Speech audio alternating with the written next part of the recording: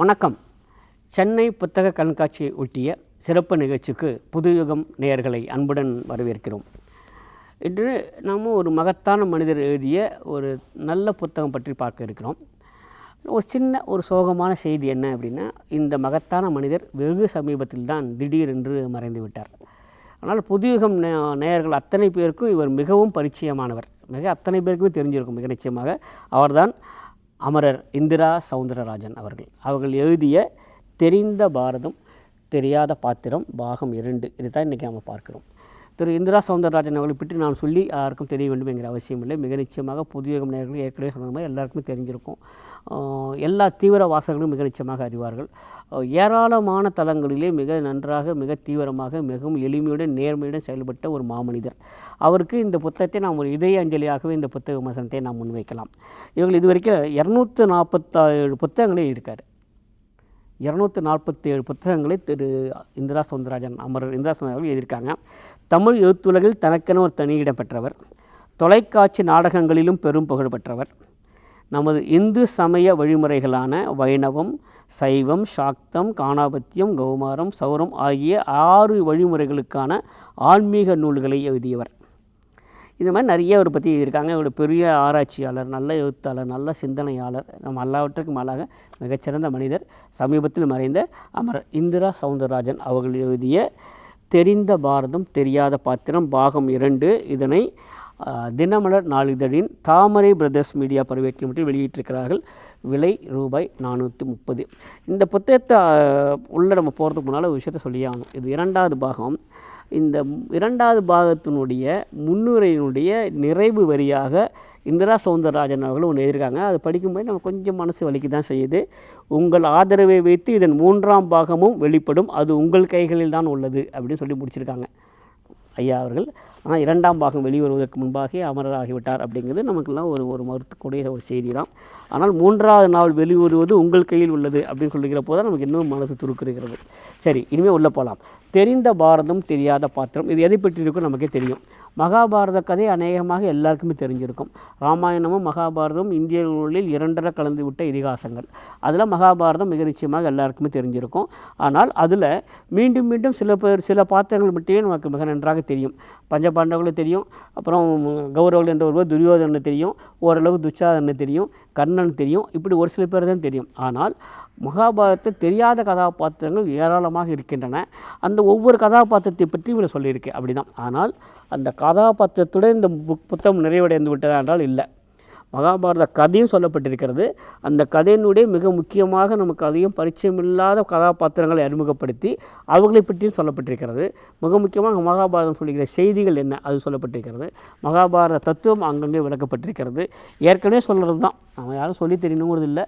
அமரர் இந்திரா சௌந்தரராஜன் அவர்கள் ஒரு கம்ப்ளீட் ரைட்டர், ஒரு மிகச்சிறந்த சிந்தனைவாதி. எப்படி தரணும் அப்படிங்கிறது மிக நிச்சயமாக தெரியும். ஏற்கனவே சொல்லுங்கள், 247 புத்தகங்கள் எழுதிய ஒரு மிகப்பெரிய சிந்தனையாளர். அதனால் அதை பற்றி சொல்லணுங்கிற அவசியம் இல்லை. ஆனால் இதில் 44 அத்தியாயங்களில் நமக்கு தெரியாத பல புதிய புதிய பாத்திரங்களை இவர்கள் அறிமுகப்படுத்தியிருக்கிறார்கள். நமக்கு இப்போ நேரம் இல்லை, இல்லைன்னா ஒவ்வொரு புத்தகத்தையும் ஒவ்வொரு அத்தியாயத்தையும் எடுத்து சொல்லலாம். அது நியாயமாகவும் இருக்காது. ஆனால் மிக நிச்சயமாக இந்த பெயர்களை நாம் தெரிந்து கொள்வோம். ஜடாசுரன், மணிமான், குபேரன் நமக்கு தெரியும். குபேரன் நிச்சயமாக எல்லாருக்கும் தெரிஞ்சிருக்கும்.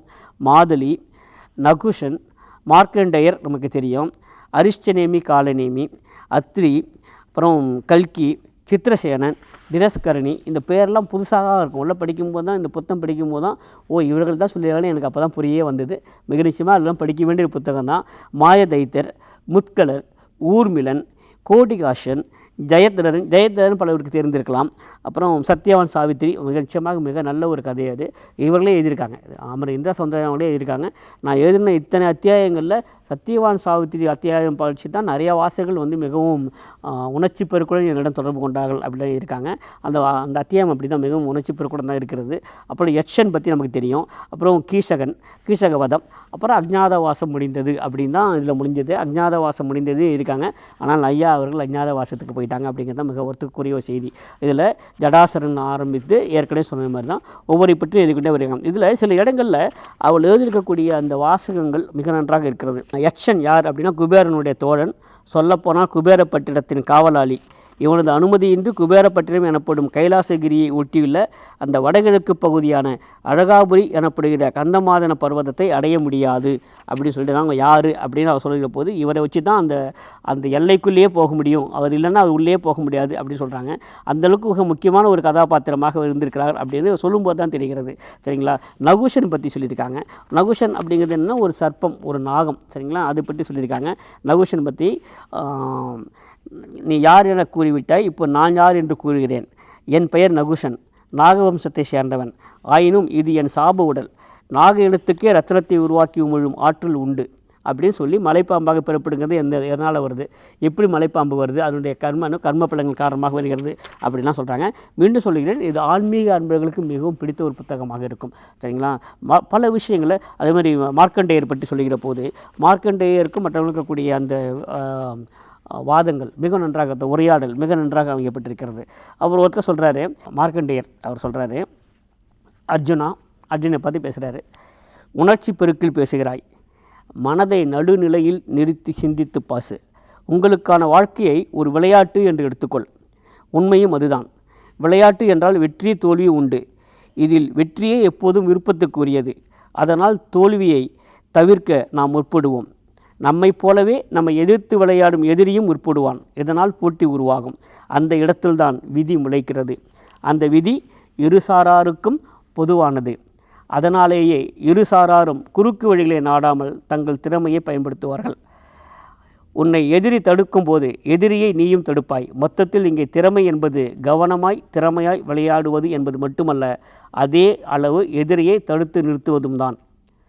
இந்த இடத்துல எழுதுகிறாரு, ஒரு கத்தியானது பழத்தையும் நறுக்கும், அதை நறுக்குபவர் விரலையும் நறுக்கும். கத்திக்கு வெட்ட மட்டுமே தெரியும், அதற்கு புத்தி கிடையாது. கத்திக்கு வெட்ட மட்டுமே தெரியும், அதற்கு புத்தி கிடையாது. விதியும் கத்தியை போன்றதே, அது செயல்படும். அப்படிப்பட்ட விதியின் வசம் நாம் எப்படி சிக்குகிறோம் என்பதில் தான் எல்லாமே உள்ளது அப்படியே இருக்காங்க. அதே இருக்காங்க, மாயை என்றால் நிரந்தரமற்றது அப்படின்னு சொல்லுவாங்க அப்படிம்பாங்க. அந்த மாயை என்கிற நிரந்தரமற்ற ஒரு ஒரு நிலைக்கு தன்னை ஏற்படுத்தி கொண்டு விட்ட அமர் இந்திரா சவுந்தரராஜன் அவர்கள் எழுதிய மிகச்சிறந்த ஒரு புத்தகம் தினமலர் நாளிதழினுடைய தாமரை பிரதர்ஸ் மீடியா வெளியிட்டிருக்கிறது. ரூபாய் 430 விலையில் ஒரு நல்ல புத்தகம். தெரிந்த பாரதம் தெரியாத பாத்திரம். மீண்டும் சந்திப்போம். நன்றி, வணக்கம்.